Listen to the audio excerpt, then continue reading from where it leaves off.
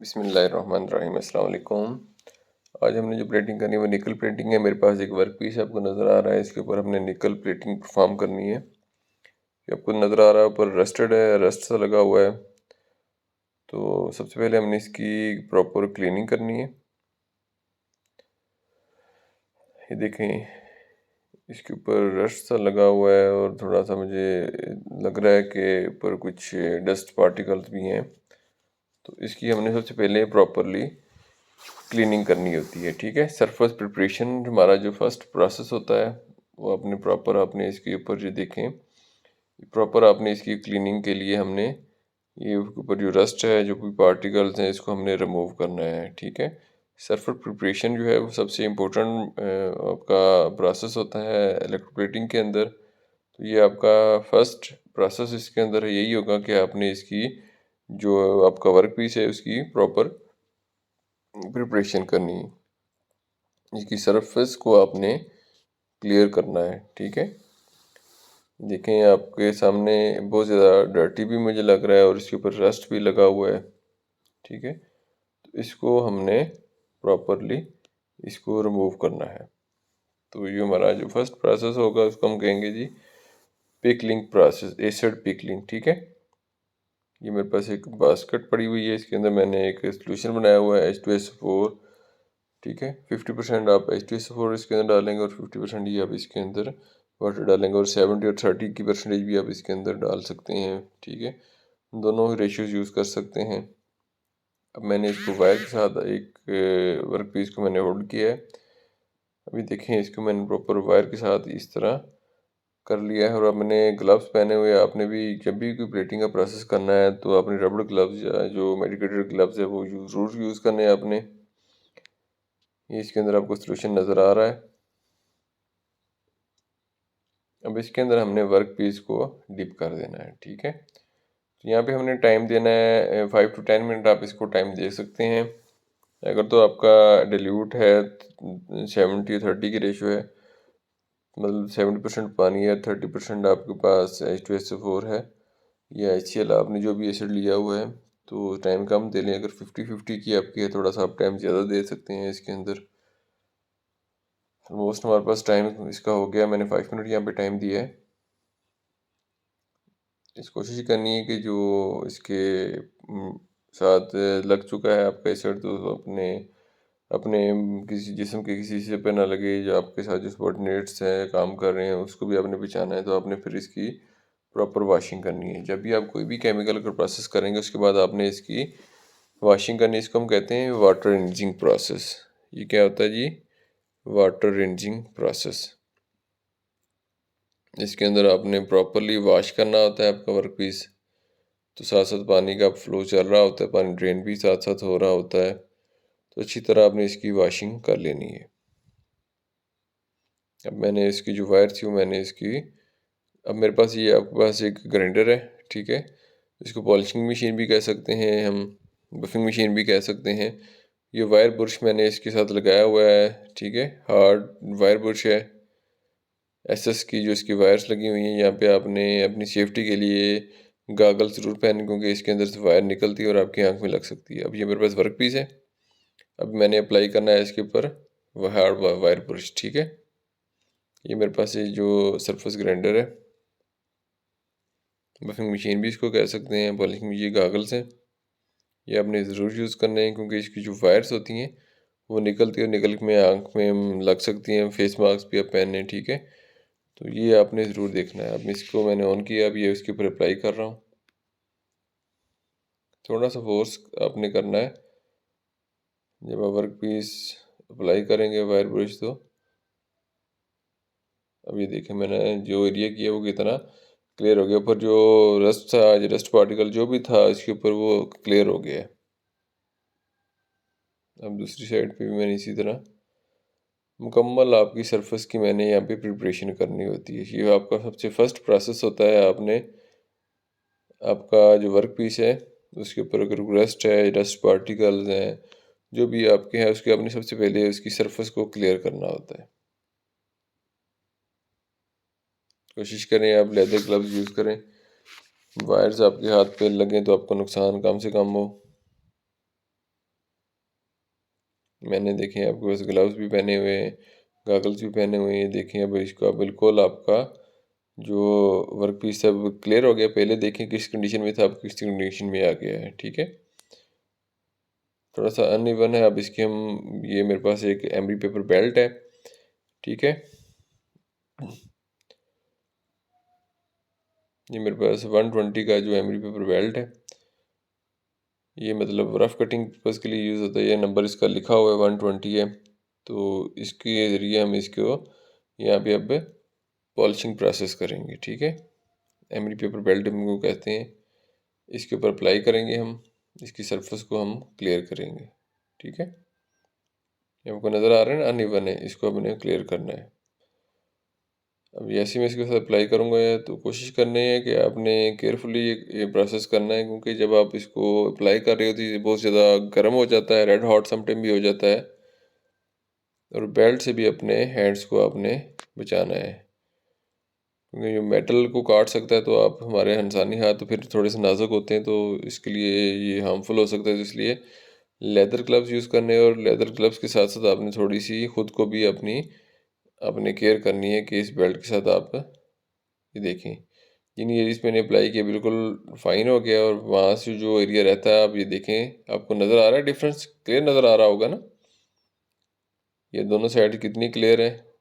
और वो अभी भी इस तरह वो अभी अनइवन सा है सेंटर वाला हिस्सा। जो हिस्सा रहता है इसके ऊपर भी मैं, ये देखिए, अप्लाई करूँगा।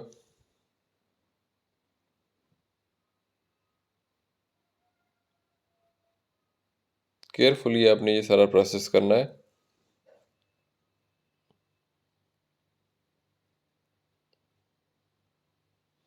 और कोशिश करनी है आपने जो वर्क पीस है उसको छोड़ना नहीं, क्योंकि जब आप कर रहे होते तो अपनी तरह साथ लेके जाने की कोशिश कर रहा हो, तो आपने ग्रिप अपनी अच्छी रखनी है। ये आपको बिल्कुल जिस तरह नज़र आ रहा होगा कि नीचे वो आपको इस तरह लग रहा है, बिल्कुल जिस तरह वेल्डिंग हम करते हैं तो वेल्डिंग स्पार्क्स निकल रहे होते हैं। ये कितने ज़्यादा स्पार्क्स बन रहे हैं। ये जो बेल्ट है बेसिकली कटिंग का प्रोसेस कर रहा है। जो मेटल है उसके ऊपर से उसने कटिंग की है, और नीचे से सरफेस को हमने फाइन किया है। अब ये देखें, पहले अनइवन था, अब कितना ये स्मूथ हो गया है, देख रहे हैं। अब ये हमने क्या किया, सरफेस प्रिपरेशन का प्रोसेस किया है, इसको कहते हैं सरफेस प्रिपरेशन। ठीक है, अब हमने इसके ऊपर करना है जी इनोडिक क्लीनिंग एंड कैथोडिक क्लीनिंग। दो प्रोसेस हमने करने हैं। इसके अंदर स्ट्रॉन्ग जो बेसिस होती हैं वो हमने इसके अंदर डाली हुई हैं। एक साइड पे इनोडिक क्लीनिंग का बात, दूसरी साइड पे आपको बस नज़र आ रहा है कैथोडिक क्लीनिंग बात।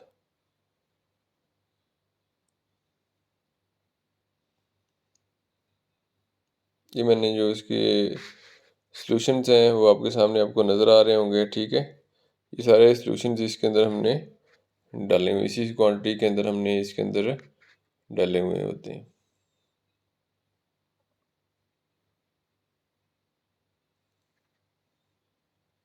और इसको हम डिग्रीजिंग भी कह सकते हैं। डिग्रीजिंग मतलब जो भी हमने पॉलिशिंग प्रोसेस किया था इसके ऊपर जो मतलब ग्रीस वगैरह जो भी इसके ऊपर बेल्ट्स के जो पार्टिकल्स आ गए, इन प्रोसेस को हमने रिमूव करने के लिए इसको हम डिग्रीजिंग प्रोसेस भी कहते हैं। डिग्रीजिंग प्रोसेस अगर हम गर्म पानी के अंदर करते हैं तो डिग्रीजिंग प्रोसेस करते हैं, मगर हम यहाँ पे इलेक्ट्रिक करंट के ज़रिए कर रहे हैं तो हमेशा ब्लेटिंग के अंदर डीसी करंट यूज़ होता है, ये अपने जेन में रखना है। अब मैंने जो सेंटर के अंदर है ऐसा कि थोड़ा वर्क पीस लगाया हुआ है, और दोनों साइड्स पे मैंने लगाए हुए थे सिंपल मेटल के वर्क पीस थी जो करंट को फ्लो करने के लिए। अब मैंने यहाँ पे रेक्टिफायर आपको ऑन किया आपके सामने। अब मैंने कुछ एम्पेयर्स यहाँ पे दिए हैं। जैसे ही मैं यहाँ पे करंट दूंगा तो ये देखें आपके सामने ये रिएक्शन से शुरू होना मतलब शुरू हो जाएगा। अभी क्या होता है कि आपका जो इलेक्ट्रिक करंट है वर्क पीस के ज़रिए, सोल्यूशन के ज़रिए होता है, वर्क पीस में आता है और दूसरी मेटल से रिटर्न हो रहा होता है। ठीक है, जो साइड पे मेटल्स लगे हैं वो जो करंट का जो है ना आपका सर्किट कंप्लीट करने के लिए लगाए हुए होते हैं। ठीक है, कोई भी मेटल है, मैंने एमएस की भी शीट्स लगाई हुई थी। अब मैं ले आया हूँ जी इनोडेक के अंदर। ठीक है, अब हमारा work piece as a anode wire के साथ कनेक्टेड होगा। दूसरी सिंपल एक मेटल मैंने लगाई थी वो एज अ कैथोड होगी। ठीक है,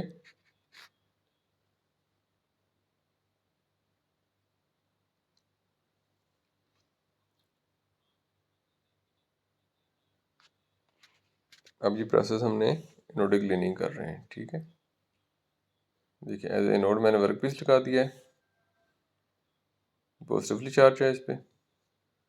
जो सिंपल एक मेटल मैंने लगाई है एमएस की एक शीट लगाई हुई है, करंट फ्लो की, वो मैंने एज ए कैथोड लगाई हुई है। ये वर्क पीस है, ये नोड पे कनेक्टेड है। ठीक है, अब रेक्टिफायर से हम दोबारा इसको मैं करंट दे रहा हूँ। ये मैंने रेक्टिफायर ऑन किया, ये देखें जैसे ही ऑन किया ये एम्पेयर आपके पास तकरीबन ये 4 एम्पेयर, 4 एम्पेयर और 5 वोल्ट ये आपको नज़र आ रहे हैं। जैसे मैंने करंट दिया ये देखें यहाँ पे अब आपको वर्किंग स्टार्ट होती हुई नज़र आ रही है। ये देखें फ्यूम्स बन रहे हैं। बेसिकली ये क्लीनिंग का प्रोसेस हो रहा है। एक दफ़ा हम पॉजिटिवली करंट दे के क्लीनिंग कर रहे होते हैं, एक दफ़ा नेगेटिवली करंट दे के क्लीनिंग इसलिए कर रहे होते हैं कि इसके अंदर जो भी पार्टिकल्स हैं, ग्रीस वगैरह है, जो हमने एम्प्टी पेपर बेल्ट यूज़ किया है उसके अंदर पेस्ट लगाई हुई होती है, समटाइम वो भी जो रेड हॉट हो जाता है उसके साथ चिपक जाती है। तो इन चीज़ों को हमने जो क्लियर करने के लिए हमने anodic and cathodic cleaning process यहाँ पे परफॉर्म किए थे।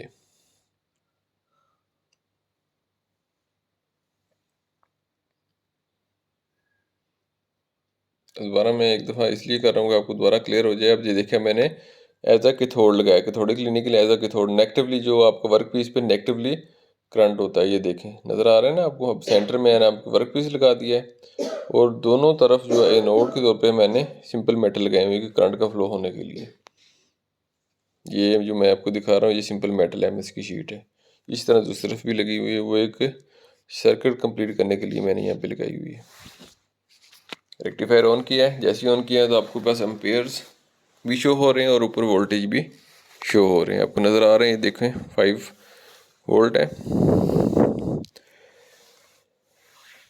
जैसे मैंने इसको ऑन किया ये देखें फ्यूम्स बनना शुरू हो गए हैं। तो यहाँ पे तकरीबन आप 30 सेकंड से 1 मिनट का टाइम इस पे दे सकते हैं। तो डिपेंड करता है आप अपने वर्क पीस जो है किस कंडीशन में था आपका, उस पर आप इसको। अब मैं इसकी दोबारा उसके बाद मैंने इसकी वॉशिंग की है। वॉशिंग के बाद दोबारा मैंने इसकी न्यूट्रलाइजेशन करनी है। ठीक है, न्यूट्रलाइजेशन क्या करनी है, एसिड के अंदर आपने डिपिंग करनी है। ठीक है, HCl के अंदर भी कर सकते हैं, H2SO4 और डिल्यूट होना चाहिए। जिस तरह मैंने पहले बताया 70-30 और 50-50 दोनों में से कोई भी आप रेशो रख सकते हैं। अब मैंने 2 से 3 टाइम इसके अंदर डिपिंग करनी होती है, ये मैंने डिपिंग की है।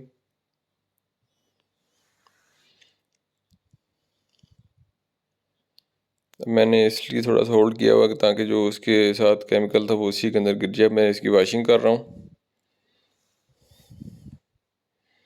अभी मेरे पास इलेक्ट्रोलाइसिस बना हुआ है निकल का। ठीक है, निकल प्लेटिंग बाथ जो सॉल्यूशन है, ये निकल का सॉल्यूशन यहाँ पे आपके सामने नज़र आ रहा है, देखें।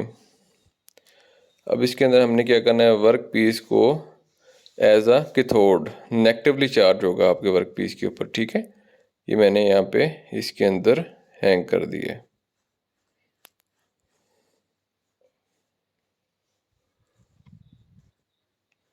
अब मेरे पास ये निकल एनोड है, बेसिकली यही डिपॉजिट होगा आपके वर्क पीस। इसको हमने एज अ इनोड मतलब पॉजिटिवली चार्ज, जिस वायर के ऊपर पॉजिटिवली चार्ज होगा दोनों साइड पे आपने पॉजिटिवली चार्ज करना है। इसके ऊपर पॉजिटिव करंट होगा आपका, पॉजिटिव वायर के साथ आपका इनोड हो दोनों तरफ लगेगा, और नेगेटिव कनेक्शन के साथ आपका वर्क पीस। इसको हम कहते हैं कैथोड। कैथोड पे हमेशा नेगेटिवली चार्ज होता है, क्योंकि जो पॉजिटिवली आपके चार्ज आइंस होंगे वो क्या होगा कि नेगेटिवली जो उसके साथ जाके कनेक्टेड होंगे। ये मैंने जो सोल्यूशन की आपको बताया था ऑलरेडी, जिस तरह हमने सोल्यूशन बनाया था वो सारे यहाँ पे आगे निकल क्लोराइड, निकल सल्फेट और boric acid H3BO3 boric acid आ जाता है आपको। ठीक है, यहाँ पे उसकी आ जाएगी जी आपको डेंसिटी कितनी चाहिए, pH वैल्यू कितनी होनी चाहिए, वोल्टेज और आपका करंट कितना होना चाहिए और टेम्परेचर। ये सारे एलिमेंट्स आपने पहले चेक करने हैं प्लेटिंग से पहले, उसके बाद आपने फिर अपनी प्लेटिंग परफॉर्म करनी होती है। ठीक है, मैंने ऑलरेडी सारी चीज़ें मेजर की हुई थी, मेंटेन की हुई थी। अब याद है मैंने आपका वर्क पीस भी इसके अंदर लगा दिया है। अब क्या करते हैं जी, हम इसको रेक्टिफायर हम ऑन करेंगे, इसको हमने प्रॉपरली करंट देना है। 1.25 जो है ना एम्पेयर पर DM स्क्वायर होते हैं। तो मैंने वर्क पीस का एक जो था इसका DMS स्केयर ऑलरेडी निकाला हुआ है। अब यहाँ पे मैं इसकी एम्पेयर सेटिंग करूँगा, तकरीबन 1.5 से 2 एम्पेयर के करीब करीब मैं इसको दूंगा, करंट दूंगा। तो ये देखें यहाँ पे वोल्टेज भी इसके साथ साथ ऑटोमेटिकली सेट हो जाएंगे। अब यहाँ पे मैंने इसकी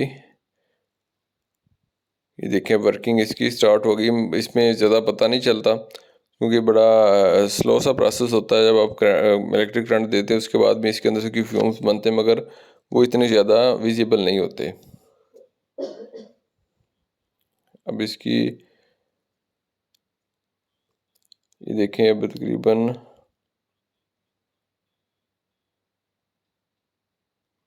ये मेरे पास दूसरा सलूशन एक बना हुआ है। मतलब इसके अंदर दो तरह के सलूशन होते हैं, सेमी होता है, एक ब्राइट होता है। ठीक है, सेमी और ब्राइट दो अलग-अलग सॉल्यूशंस होते हैं। पहले हमने बेसिकली इंडस्ट्री में तो ये होता है कि आपने सेमी की क्लियर होती है, उसके बाद ब्राइट की लेयर होती है, दैन फिर इसके ऊपर हम क्रोम प्लेटिंग करते हैं। ठीक है, तो उससे क्या होगा कि आपकी जब 3 लेयर्स आपकी प्रॉपर इसके अंदर आ जाती हैं तो इससे ये होता है कि जी आपका जो सॉल्यूशन है, जो आपकी जो प्लेटिंग है, वो प्लेटिंग बड़ी ज़बरदस्त इसके अंदर आ जाती है। अब ये मैंने दूसरे प्रोसेस के अंदर ये देखें इसको डिप किया था, जैसे ही मैंने इसको चलाया तो वहाँ पे उसके ऊपर फ्यूम्स ज़्यादा बने। ब्राइट जो है इसके अंदर फ्यूम्स ज़्यादा आपको नज़र आ रहे होंगे, ये देखें। तो टोटल आपने टाइम 20-20 मिनट भी देना है, ये 15-15 मिनट टाइम दे सकते हैं एज़ पर आपकी जो भी आपकी रिक्वायरमेंट उसके ऊपर आप करके। अब ये तकरीबन हमारी प्लेटिंग कंप्लीट हो गई है। 15 मिनट मैंने तकरीबन 18 से 20 मिनट दिए थे दोनों में। मैंने इसकी प्रॉपर वॉशिंग की है।